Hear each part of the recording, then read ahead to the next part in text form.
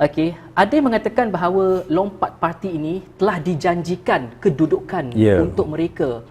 Pandangan YB sendiri, adakah itu antara faktor mereka untuk terus ataupun mereka ingin mendapat mandat daripada rakyat sendiri? Okey, kalau mereka dah lompat parti, nak bagi cakap okey nak dapatkan ni. Okey, adakah pandang YB sendiri? Saya rasa kalau kita lihat baru-baru ini ada didedahkan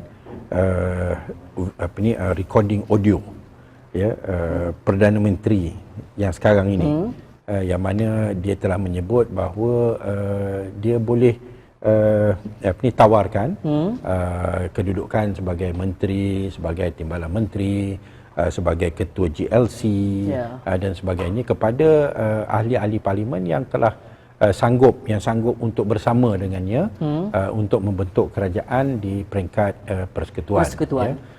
Dan itu merupakan an open secret lah, semua dah tahu, dan itu di antara sebab kenapa kabinet pun menjadi bloated kabinet, satu kabinet yang terbesar dalam sejarah negara kita, di mana ada dalam 70 termasuk dengan timbalan menteri ini ada sampai 70 dan kementerian bertambah daripada 25 jadi sampai 30 kementerian. Lepas tu ada sebahagian kementerian ada 2 timbalan menteri dan kesemua sekali ada 70 dan ada pula yang duta 2 orang yang bertaraf menteri.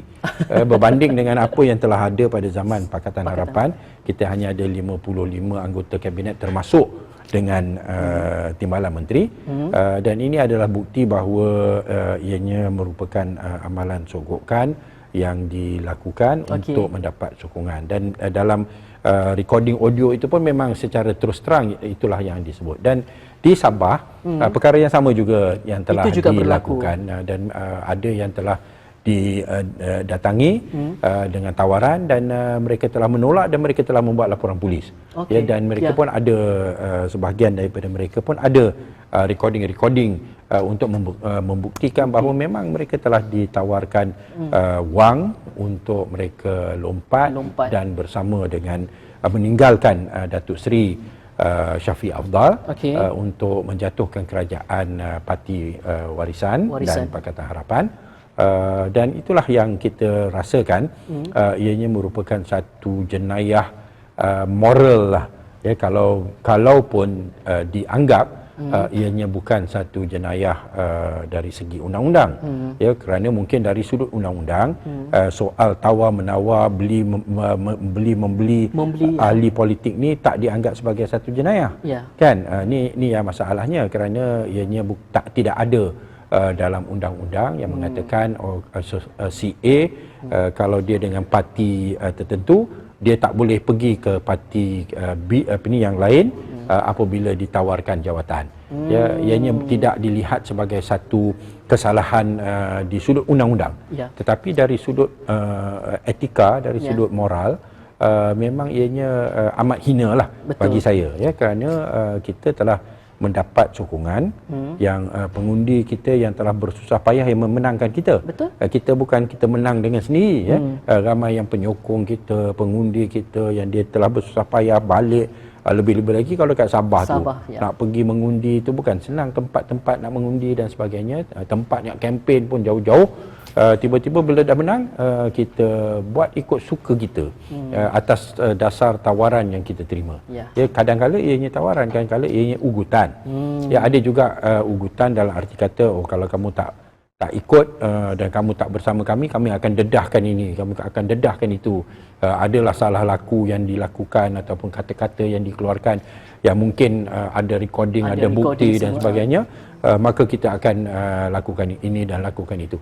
So apabila lompat parti itu tidak dilihat sebagai satu kesalahan, satu jenayah, dan membeli ahli politik itu tidak dilihat sebagai satu jenayah, maka pengundi kena berhati-hati dalam memilih, dan parti-parti pun kena berhati-hati dalam memilih calon-calon mereka, kerana mereka tidak mahu dikhianati di kemudian hari.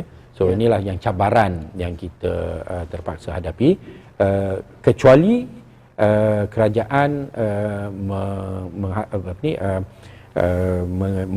mengeluarkan undang-undang, membuat undang-undang yang baru yang mengharamkan lompat parti.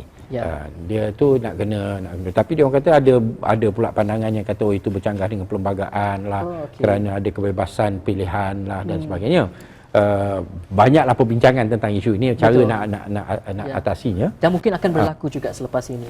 Tapi saya punya pandangan beginilah, yang terbaik siapa yang nak lompat, dia letak jawatan dulu dan dia buat pilihan raya kecil khas untuk dia nak kata dia nak keluar, nak pergi dengan parti B pula. Sekarang ni dia dengan parti A, dia menang dengan parti A. Lepas tu dia letak jawatan, lepas tu dia bertanding sekali lagi kerana dia beritahu dia nak masuk dengan parti B. So orang yang mengundi dia, kalau setuju, pengundi itu setuju, maka dia akan menang sekali lagi. Walaupun dia dengan parti B. Tapi tu kena buat undang-undang yang membenarkan dia dia untuk bertanding sekali lagi selepas letak jawatan.